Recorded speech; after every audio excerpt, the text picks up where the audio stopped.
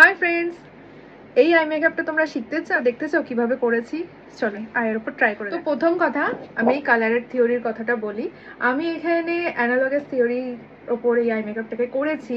তো ফার্স্টে আমি ব্লু শেডটাকে ভালোভাবে ডিপোজিট করে, ব্লু কালার ডিপোজিট করা হয়ে গেছে। এবার আমি পার্পল কালারটা, ভায়োলেট কালার নিয়ে আমি ভালোভাবে এখানে দিয়ে নিয়ে, এবার আমি পিঙ্ক কালার, যে ভায়োলেটের ওপর রেড ভায়োলেট মিক্সড করে যে এখানে যে পিঙ্ক কালার তৈরি হয়, আমি এখানে লাইট পিঙ্ক কালারটা নিই। সবকটা কালার যেটা ডিপোজিট করেছি এগুলো আমি একটার পর একটা প্রত্যেকের সাথে ভালো করে মিশিয়ে ভালো করে ব্লেন্ড করে নেবো। আই মেকআপের সব থেকে বড় বিষয় হচ্ছে যাতে কোনো হার্শ লাইন যেন না থাকে, ভালোভাবে যেন ব্লেন্ড হয়। প্রত্যেকটা কালার যেন প্রত্যেকটা কালারের সাথে এমনভাবে মিশে যায় যেন আমাদের সেকেন্ডারি কালারগুলো যেন তৈরি হয়ে যায়, বা আমাদের যে কালার হুইলের চার্ট, এখানে আমি ব্লু কালারের কথা বললাম, পার্পলের কথা বললাম, আর এখান থেকে আমি হচ্ছে পিঙ্ক কালারের কথা বললাম। কিন্তু এখানে কিন্তু এই ব্লু আর পার্পলের মিডিলের যে কালারটা, এটাকে কিন্তু আমাদের এখানে কিন্তু ব্লেন্ড করে তৈরি করতে হবে।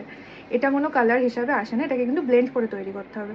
তো সেটাই ট্রানজ্যাকশন যখন করবো তখন ভালোভাবে ব্লেন্ডটা করবো, তখন অটোমেটিকলি ওখানে ওই শেডটা তৈরি হয়ে যাবে। এখানে আমি ভায়োলেট কালারটাকে ভালোভাবে ব্লেন্ড করে নিয়েছি। এবার এই ইনার কর্নারে আমি একটা ভায়োলেটেরই একদম লাইট, যেটা হোয়াইটের কাছাকাছি শেড হয়, সেই কালারটাকে নিচে ডিপোজিট করবো, যাতে এখানে একটা লাইট শেডও।